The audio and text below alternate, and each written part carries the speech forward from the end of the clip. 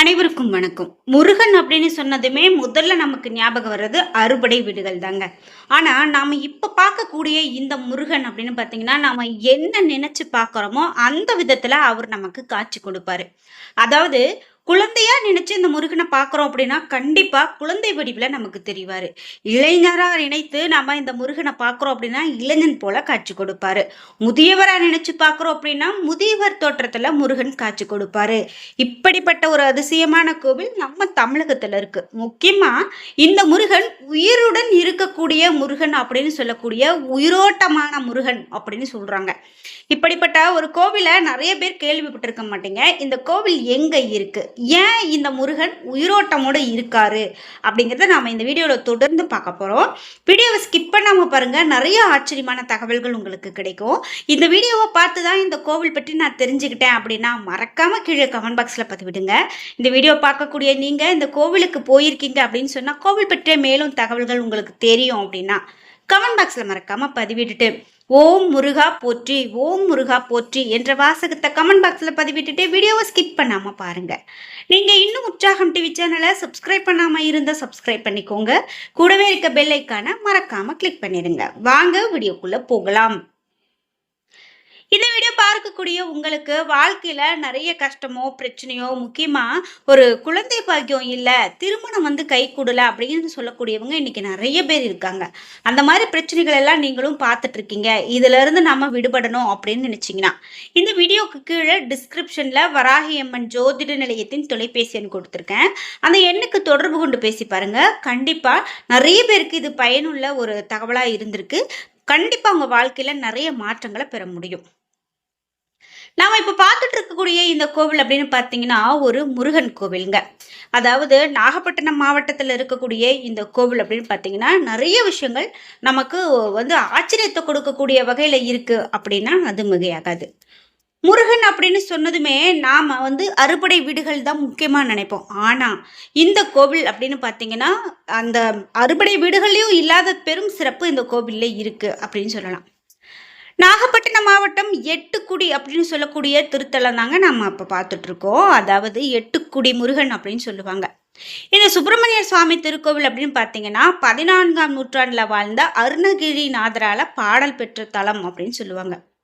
எட்டுக்குடி கோவிலில் இருக்கக்கூடிய தனித்துவம் என்ன அப்படின்னு பார்த்தீங்கன்னா இந்த முருகன் அப்படின்னு பார்த்தீங்கன்னா கோவில் முருகன் அமர்ந்திருக்கக்கூடிய மயிலானது வலது பக்கம் திரும்பி இருக்கும். ஆனால் எட்டுக்குடியில் மட்டும் மயில் இடது பக்கம் திரும்பி இருக்கிறது மாதிரி இருக்கும். இது கந்த புராணத்தில் குறிப்பிடப்பட்டிருக்கு. எட்டுக்குடி முருகன், சிக்கல் முருகன், எண்கண் முருகன் அப்படின்னு 3 சிலையும் ஒரே சிற்பியை செதுக்கினார் அப்படிங்கிறது கூடுதல் தகவலாக சொல்கிறாங்க. இதுக்கு ஒரு அழகான கதை ஒன்று சொல்கிறாங்க, அதை கேளுங்க. ஒரு சமயம் நாகப்பட்டினத்துடைய அருகில் இருக்கக்கூடிய சிற்பி ஒருத்தர் வாழ்ந்து வந்தார். அவர் ரொம்பவே தெய்வீகமான சிற்பி அப்படின்னு சொல்கிறாங்க. இந்த சிற்பி எப்பவுமே சரவண பவ அப்படின்னு உச்சரித்துட்டே இருப்பாரு. ஒரு மன்னன் இவர்கிட்ட ஒரு முருகனுடைய சிலை வடிக்குமாறு உத்தரவிடுறாரு. அதே போல அந்த சிற்பியும் அற்புதமான முருகன் சிலையை செதுக்கிறாரு. அப்போது ஆட்சியில இருந்த சோழ மன்னன் ஒருவர் அந்த சிற்பி வடித்த அந்த சிலையை அந்த சிலை அவ்வளவு அழகு, அந்த சிலையினுடைய அழகுல அப்படி மயங்கி சொக்கி போயிட்டாரு. அதாவது அந்த மன்னனுக்கு ரொம்ப பிடிச்சிருச்சு அந்த முருகனுடைய சிலை. இது போல தெய்வீகமான வேற எந்த சிலையுமே இனிமே எங்கேயுமே செதுக்கப்படக்கூடாது அப்படிங்கிறதுல அந்த மன்னன் உறுதியா இருந்தார். அந்த சிற்பி எப்பவுமே இது மாதிரியான சிலையை செதுக்க கூடாது அப்படிங்கிற எண்ணத்துல அந்த சிற்பியினுடைய கட்ட விரலை மன்னன் வெட்டி வீசிட்டாராம். அந்த கட்ட விரல் இருந்தா தானே இன்னொரு சிலை இதே மாதிரியே உருவாக்க முடியும் அப்படின்னு சொல்லிட்டு அந்த கட்ட விரலை வெட்டி வீசி இருக்கிறாரு. அதனால வேதனை அடைந்த சிற்பி பக்கத்து ஊருக்கு வர்றாரு. அந்த ஊர்ல தன்னுடைய விடாமுயற்சியால மற்றும் ஒரு அற்புதமான முருகன் சிலையை வடிவமைக்கிறார். அதே போல ஒரு அற்புதமான முருகன் சிலையை வடிவமைக்கிறாரு. தெய்வீகமான அந்த சிலையில இருந்து ஒளி வீச தொடங்கி இருக்கு. அதாவது சிற்பம் முழுவதுமாக முடிவதுக்குள்ள அந்த சிலைக்கு உயிர் வந்தது அப்படின்னு சொல்றாங்க. அந்த சிலையில முருகன் அமர்ந்திருக்கக்கூடிய மயில் பறக்க தொடங்கி இருக்கு. பாருங்க, அந்த சிலை மயிலோடு செதுக்கி இருக்காரு. அந்த மயிலுக்கு உயிர் பறக்க தொடங்கி இருக்கு. இதை கண்ட மன்னன் அந்த மயிலை எட்டிப்பிடி அப்படின்னு உத்தரவிடுறாரு. அதன் பிறகு அந்த மயில் அங்கேயே சிலையாக நின்றிருக்கு. காலப்போக்கில் இந்த ஊரினுடைய பெயரும் எட்டிப்பிடி அப்படின்னு, அதாவது எட்டுக்குடி அப்படின்னு மாறி இருக்கிறதாகவும் சொல்றாங்க. இந்த கோவில்ல இதனால தான் முருகன், அதாவது இரத்த ஓட்டமாக உயிரோடு இருப்பது போன்ற ஒரு தோற்றம் நமக்கு தெரியும் அப்படின்னு சொல்றாங்க.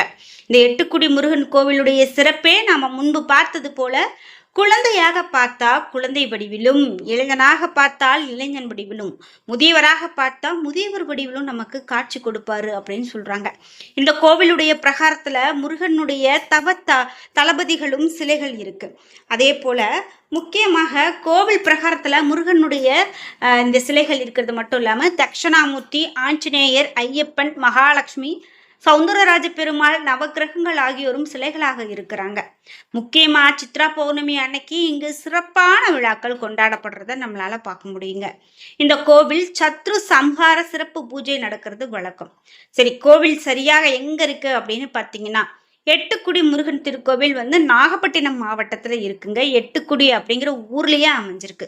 நீங்க கூகுள்ல போய் நாகப்பட்டினம் மாவட்டம் எட்டுக்குடி அப்படின்னு போட்டீங்கனாலே உங்களுக்கு அந்த கோவிலினுடைய தகவல்கள்லாம் தெரிய வரும்.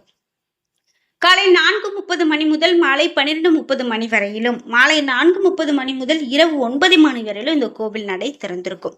அருள்மிகு எட்டுக்குடி முருகன் கோவில் அப்படின்னு பார்த்தீங்கன்னா, எட்டுக்குடி அப்படின்னு சொல்லக்கூடிய ஊர்ல நாகப்பட்டினம் மாவட்டத்துல அமைந்திருக்கு. நிறைய பேர் வீடியோ பார்க்குறாங்க, ஆனா கோயில் பேர் சொல்லல, கோயில் பேர் சொல்லல அப்படின்னு சொல்லி கேட்குறாங்க. நான் எல்லா வீடியோலையுமே கோயில் பேர் சொல்லி தான் இருக்கேன். நீங்களும் இது வரைக்கும் அந்த கோவிலுக்கு போனதில்லை அப்படின்னா கண்டிப்பா அந்த கோவிலுக்கு போய் பாருங்க. கண்டிப்பா உங்களுக்கும் அந்த முருகப்பெருமான் நீங்க எண்ணுவது போலவே உங்களுக்கு காட்சி கொடுப்பார் அப்படிங்கிறதுல எந்த விதமான சந்தேகமும் இல்லை. குறிப்பாக இந்த எட்டுக்குடி முருகன் பக்தர்கள் தன்னை எந்த கோலத்துல நினைத்து வழிபடுறாங்களோ அந்த கோலத்தில் காட்சி கொடுப்பார் அப்படிங்கிறது முக்கியமான விசேஷமா சொல்லப்படுது.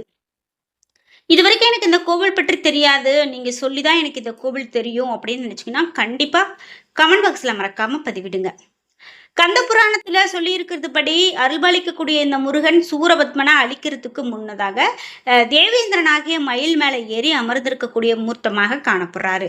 அதே போல அம்பரா தூணில் இருந்து, அதாவது அம்பரா தூணி என்பது அம்புகளை வைத்திருக்கக்கூடிய குழாய் போன்ற அமைப்புடைய ஒரு கொள்கலன். அந்த அன்பை எடுக்கக்கூடிய நிலையில இருக்கக்கூடிய வீர சௌந்தரியம் உடையவராக வீற்றிருக்கக்கூடிய வேலாயுத கடவுள் தான் இங்கு மூலவராக இருக்காரு. சூரபத்ம வதத்திற்கு முருகப்பெருமான் இங்கிருந்து 9 வீரர்களோடு புறப்பட்டதாகவும் சொல்லப்படுது. இதுதான் தல புராணத்துல சொல்லப்படுது. இப்படி நிறைய தகவல்களை உள்ளடக்கிய இந்த கோவில் அப்படின்னு பார்த்தீங்கன்னா, இன்னைக்கும் நீங்க போய் பார்த்தீங்கன்னா முருகப்பெருமான் உயிரோட்டமாக இருக்கிறது போலவே நமக்கு காட்சி கொடுக்கிறாரு. பிரதான கந்தன் வளைவு நுழைவாயில் மூலமா முருகப்பெருமான் சன்னதிக்கு போக முடியும். முதல்ல இங்கு ஒரு சித்தி விநாயகர் சன்னதி காணப்படும். கருவறையில வள்ளி தெய்வானையோடு 3 முகங்கள் மற்றும் 12 கைகள் கொண்ட முருகன் கிழக்கு நோக்கி மயில் மீது அமர்ந்த நிலையில காட்சி கொடுக்கிறாரு. எல்லா தலங்களிலுமே முருகனுடைய வலப்புறம் மயிலின் தலைப்பகுதி இருக்கும். இங்கு மட்டும்தான் மயிலினுடைய தலைப்பகுதி இடப்புறமாக இருக்கும். அதே போல அந்த சிற்பத்தினுடைய முழு எடையும் மயிலினுடைய கால்களால தாங்கப்படும் வகையில சிற்பம் செதுக்கப்பட்டிருக்கும். முருகன் சன்னதிக்கு வலது புறத்துல சௌந்தரேஸ்வரர் சன்னதி இருக்கு அப்படின்னு சொல்லி பார்த்தோம். முக்கியமாக இந்த கோவிலுடைய முருகனுக்கு நாம போய், அதாவது குழந்தை வரம் இல்லை அப்படின்னு சொல்லி வேண்டிக்கிட்டீங்கன்னா நிச்சயமாக குழந்தை வரம் கிடைக்கும். அதே போல திருமணம் நடக்கல அப்படின்னு சொன்னாலும் கண்டிப்பாக கிடைக்கும். சித்ரா பௌர்ணமி திருவிழா 10 நாட்கள் இங்கு சிறப்பா நடக்கும். பௌர்ணமி நாட்களுக்கு முந்தைய நாளே நடை திறக்கப்பட்டு பாலாபிஷேகம் துவங்கும். பலாயிரக்கணக்கான பால் குடங்கள், பால் காவடிகள் இங்கு வந்தபடியே இருக்கும். பௌர்ணமிக்கு முதல் தேரோட்டம் நடத்தப்படும்.